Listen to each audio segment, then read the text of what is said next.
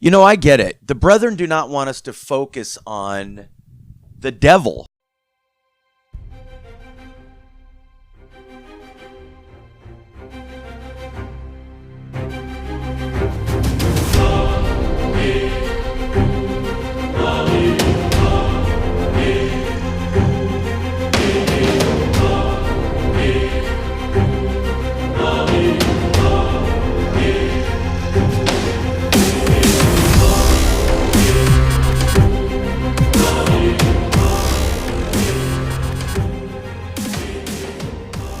We're not like that. And we're not like other Christians.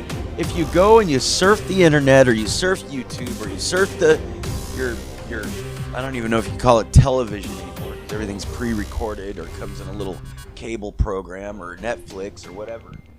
Internet TV, Roku TV or Amazon. If you surf all these things and you look at Christians today, a lot of these end times ministers, and they're good people, but they hyper focus on the dark and the macabre and Satan. I've made a few videos about it. I talk about it occasionally, but it's not something we should hyper focus on. And I'm starting to not come to a conclusion on that. I already know that. But we don't focus on it in church, and we shouldn't focus completely on who the enemy is and what he does all the time either. But we need to know, we need to understand who and what we're up against. And I'm looking at Hollywood, I'm looking at what's going on in our government, call it the deep state, whatever you want to call it. I'm looking at wickedness on the earth. I'm looking at headlines, I'm looking at violence, school shootings, child trafficking. It goes on and on, doesn't it? You can look at the Hollywood elite and the musicians and the actors throwing up their hand signals, covering their eyes. Look at all the shows on Netflix, and it goes on and on. It's Baphomet stuff. It's pentagrams. By the way, the pentagram is not evil. It's on our Salt Lake Temple, and it doesn't mean anything evil. It just means light and knowledge. They also mean protection. They're also protection against evil. So when you see them on the temples, they are a protection against evil. There's something symbolic about Christ. And I learned this from Brother Marco Guerrero, about the protection part. I did not know that. So the pentagram is not evil in its own right originally, the background behind that. But it became evil because it's associated with further knowledge on the dark side. And I think when people do their little rituals, don't they stand inside the pentagram, and it's supposed to protect them from whatever demon was conjured up? But anyway, we don't get into that. We don't want to know about it, right? But you see it, and I'm getting sick of it. It's all over. So that's why I got 2 emails in the last month asking me why I have a couple videos on, on the Great and Abominable Church, and also on my video about modern Babylon, where it talks about the symbolism and Satanism. No, we don't hyper focus on it, but the reason is because those things are blatantly in our face now. And you're learning something every day when you thought, we kind of were. We were in a matrix. If you woke up and you understand what I'm talking about, comment on this. Make a comment, please. Tell me what you feel about it, how it's affected your life, or how you have come to realize that there is a literal church of the devil. So the reason I talk about it, for one, my channel focuses on the last dispensation and the latter days, but it's blatant, and I want my fellow brothers and sisters to know what they're up against. Yes, we have Come Follow Me, and we have the gospel, and we learn things in the curriculum at church. And no, the conference talks aren't about that, and they shouldn't be about that. They are here to the gospel and the apostles and the general authorities and the Relief Society and the sisters up there. Church is to edify us. The gospel's to edify us and to get us to focus on the things that are going to make us better people. So we do not hyper focus on the dark. But I think the brother know there are voices out here enough that can show you, look over here, this is what's going on. This is what you need to beware of. And this is why.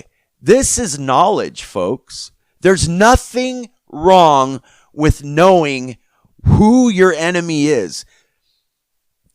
We don't need to keep prying into the enemy and knowing more. But I will mention it once in a while. And occasionally I will put out a podcast or video about paganism, modern Babylon. So part of the gospel is learning about the dark forces, about what that is part of the gospel of Jesus Christ. It wouldn't be in Matthew 24. The Lord wouldn't be warning us about it. It wouldn't be in Revelations. It wouldn't be in Isaiah. It wouldn't be in Ezekiel. It wouldn't be in Daniel. It wouldn't be in the Book of Mormon. 90% of the Book of Mormon is about secret combinations or wickedness and how people got into this cycle over and over again. So when the Book of Mormon talks about the great and abominable church of the devil, he's talking about today, folks. And it's a literal thing. I don't know how it's organized. I know a few things about how I can throw a rock and hit the idea, but I'm not going to hit the idea right in between the eyes. I'll tell you that. So anyway, I just thought I'd share these things with you today and read this scripture from Ether. And I did a segment on this before, but there's strife and contention over the kingdom. Achish forms an oath-bound secret combination to slay the king. See, brothers and sisters, this is chapter 8, Ether chapter 8. It goes back to Cain. If you want to check out some good stuff, Hugh Nibley does I think it's like, I don't know, it's several parts, but it's a strange thing in the land. You can even read some or all of it on LDS.org, but he talks about how far back these oaths go. They go back to Cain, and they go back to that's where paganism started. So the sons of God who left, that Revelations and the book of Enoch, and the sons of God that fell and married the daughters of men, those aren't angels. Joseph Smith did not believe in watchers. Okay, they're not angels. They're just men. There were giants on the earth. That's right. There were people. That's where Goliath came from. What it meant was they used to be in the covenant. They left and married the descendants of Cain, who were pagans. And we see it today, folks. It's right here in front of us. So beware. It's in Hollywood. It's in our government. There's a lot of wickedness going on. And these are the end times. Now, we're not going to know everything, how it looks completely and how it's shaped. But I will occasionally talk about these things. Because we don't get it at church. And that's okay. We're not supposed to get it at church. You're supposed to get it outside of church and study on your own and listen to dweebs like me. Okay? Anyway, I wanted to read Ether chapter 8, verses, verse 18. And it came to pass that they formed a secret combination, even as they of old. He's talking about during the time of Cain, which combination is most abominable and wicked above all in the sight of God. Verse 19. For the Lord worketh not in secret combinations. No, the temple is not secret. It's sacred. It's available to everyone. but it is not secret. It's not works in the dark that need to be covered up because there's murder and mayhem. No, secret combinations are wicked. And then it goes on, verse 19. Neither doth he that man should shed blood, but in all things hath forbidden it from the beginning of man. All right, folks. I wanted to hit on that. Modern Babylon's in Hollywood. I'm getting... You got to know, I'm getting sick of it. I'm tired of it. All of our movies, look on Netflix, Amazon. It's just constant paganist, witchcraft, sorcery, divination, necromancy. I don't know how many documentaries I've seen that you can choose from about Aleister Crowley. It just goes on and on, folks. So yes, this is we're there. So buckle your seatbelt, like the prophet said, take your vitamin pills and get ready, because the show has already begun, and we need to be the wheat, not a tare.